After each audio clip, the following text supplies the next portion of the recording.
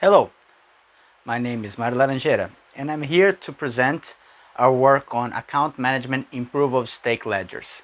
This is a joint work with Professor Aggelos Kiayias and Dimitris Karakostas from the University of Edinburgh. So here is a brief overview of this talk. First, we're gonna very fast explain the difference between proof of work and proof of stake and state our motivation and goal with this work. Then we're gonna explain our list of requirements, the desiderata, for a good proof of stake system, and also we'll detail some of the observations that we made regarding malleability attacks, something that we discovered during this research. We're also gonna detail the address constructions that we came up and briefly explain some applications and modes of operation of our framework. So very briefly, I'm sure you are all aware that proof of work is based on this sort of race between the miners, which are continuously solving puzzles in order to add new block to the chain. And consequently, the competition is with respect to the hashing power of each miner. So if you have more power, you're most likely to add the new block. In proof of stake, on the other hand, there is no hashing power to raise, but there is the stake power, so to speak. And so if you have more stake, you're more likely to add the block into the chain.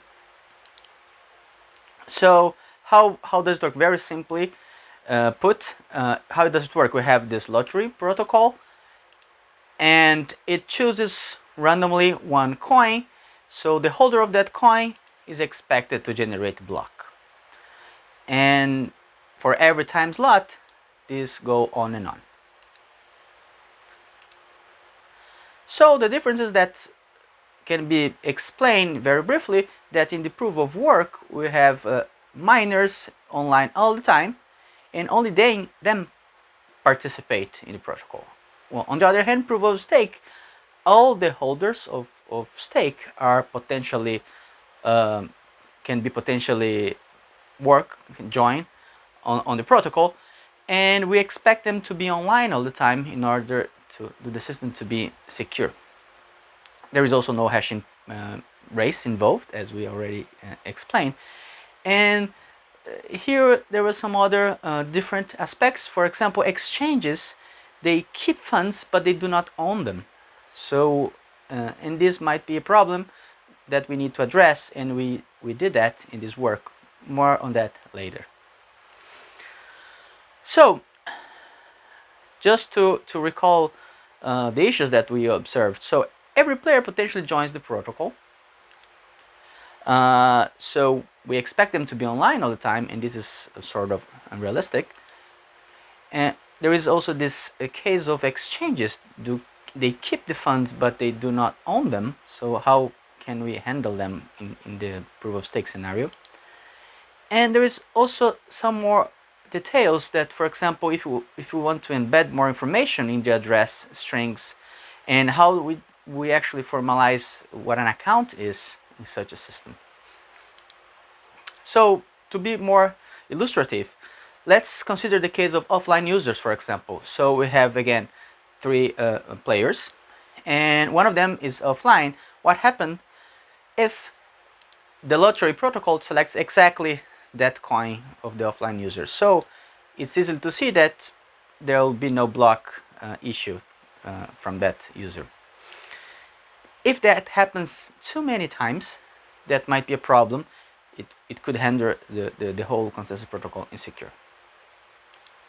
So an idea to try to circumvent this issue is delegation. So what do I mean by that?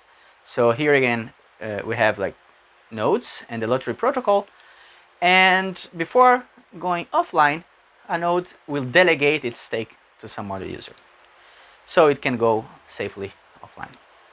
If it is selected, that coin is selected, the other node who received the delegation is expected to issue the block on behalf of the previous user. If you extrapolate this idea for several users, we may have that all the user will delegate to some node that have like extra guarantees to be online all the time, and if the coin selected of some user, this stake pool, that node who collects the delegation, will be expected to issue the new block. So this is what's called the stake pool.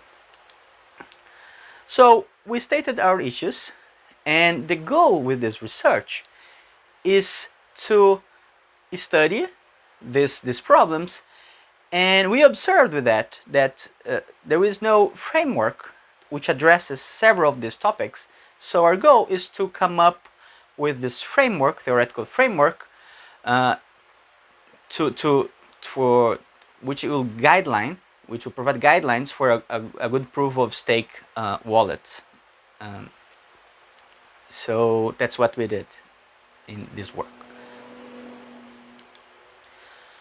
So what are our results, our contribution? So we have to come up from the very first principles, which is we have to study the desiderata of a proof of stake system. So what are the requirements, what we'd like to have from that? Then we came up with this notion of what an account is, the addresses, and also how to deal with the attributes of some addresses. So we're going to embed these addresses, these attributes in the addresses, and other related issues. In order to do that, we developed this ideal functionality. This is our main security definition, to capture all those requirements into a single entity for we call it the wallet, the core wallet. So what are the basic operations and how they are defined? We came up with a generic protocol, and which we can set with some parameters. And in the end, we came up with some constructions, concrete constructions, to how we can instantiate addresses in such a system, also embedding metadata and attributes. And after we put all this framework into place, we were able to reason about the proof of stake system in the presence of stake pools. So let me start with a brief explanation of the list of requests that we came up. So first, regarding addresses and attributes, the basic requirements, for example, is that we want the address to be unique and non-malleable. We're gonna get more into the malleability and non-malleability issue later. We also that address to be easy to identify in the ledger, and also we realize that depending on the entity, it will be convenient and helpful if we have like different types of addresses. So we'll talk about that later, but we have more than one type of address in our framework.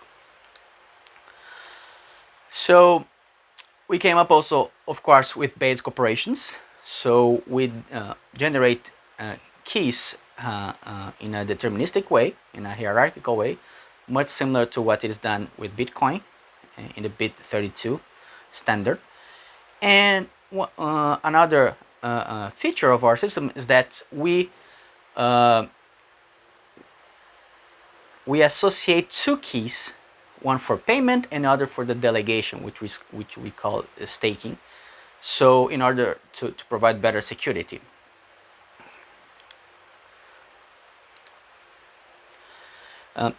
Another requirement is that we always had in mind that the delegation, the act of delegate your stake, should be cost effective, so it'd be easy to delegate and cheap. And also, very important requirements, that is public verifiable. So it should be easy to identify this delegation by looking at the ledger.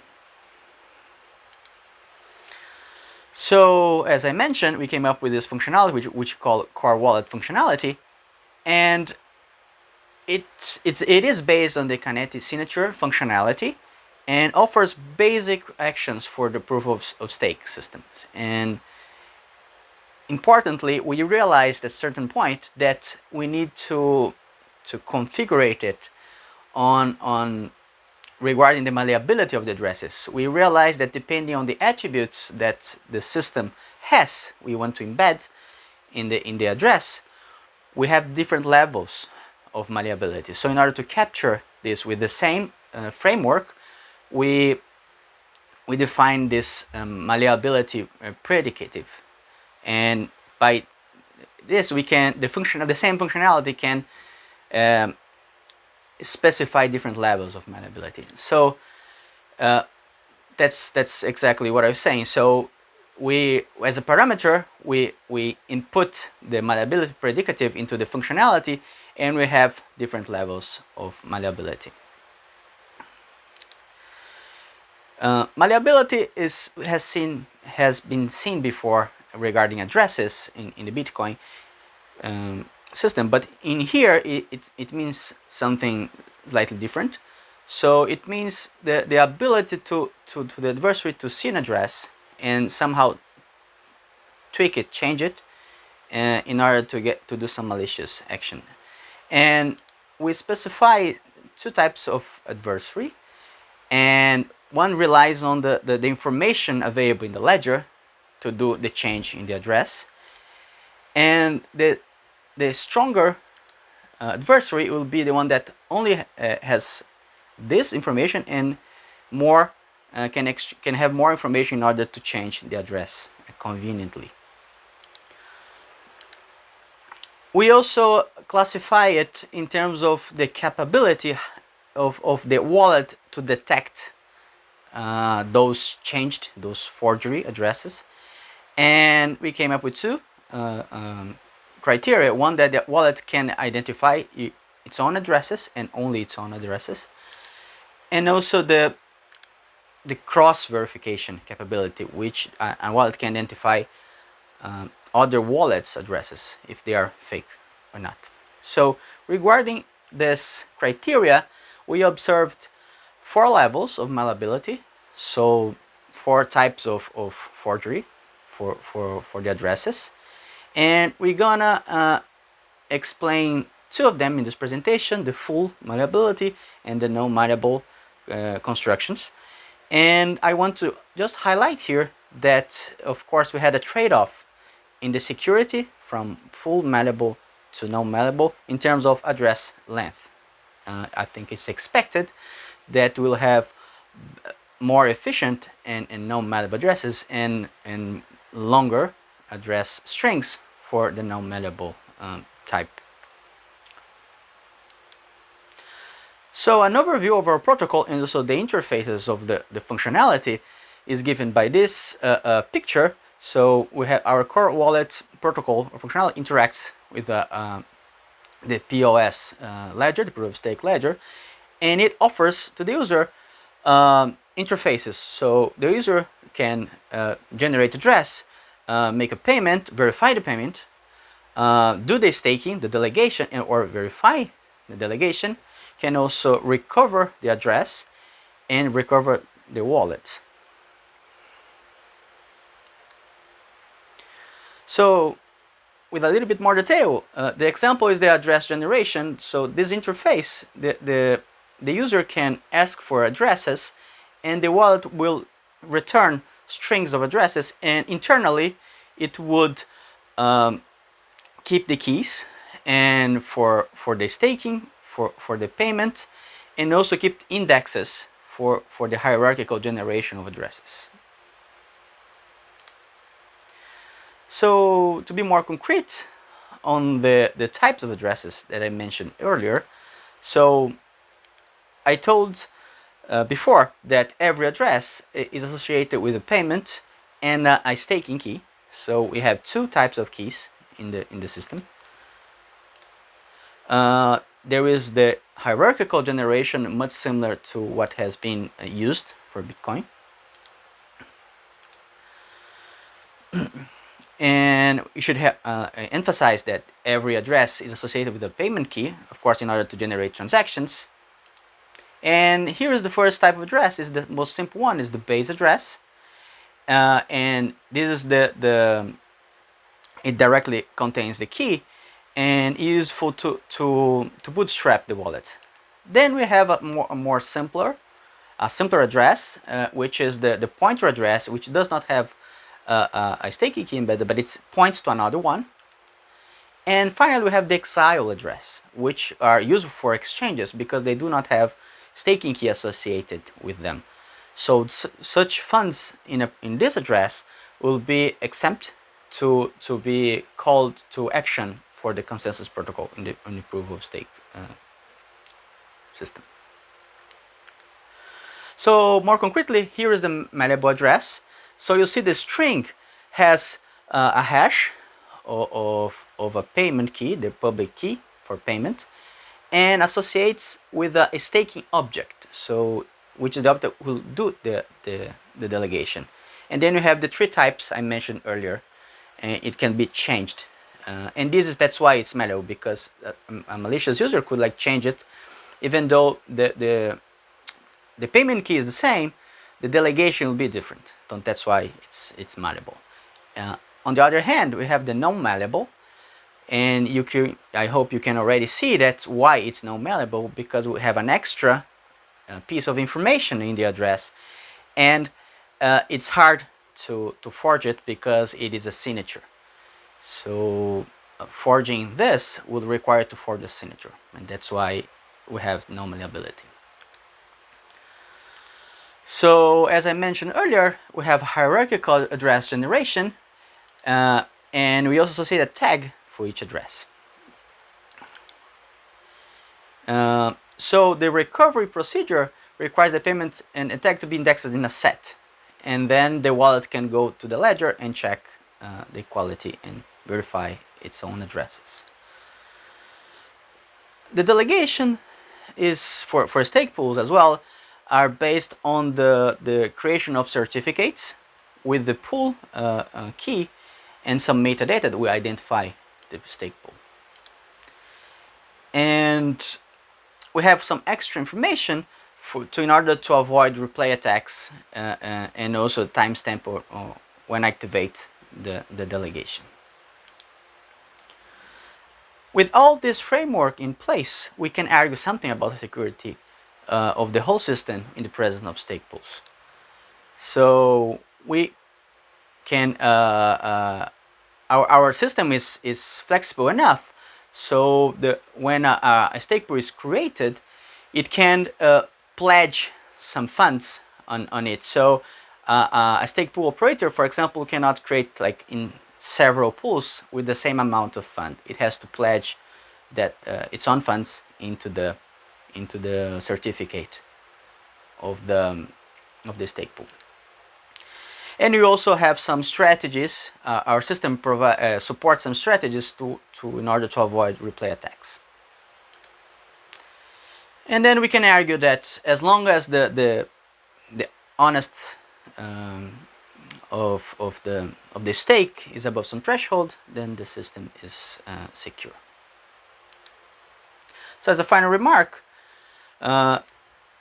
we provided a guideline for proof of stake systems, some guidelines to how to construct addresses and associate attributes with it. We also were able to reasonably argue about the security of the system and very formally to define the security of the wallet. And we observed this new sort of new class of attacks called malleability, where you can somehow change the address in order to get some advantage. And we are able to study the security of a POS system in the presence of stake pools. Thank you.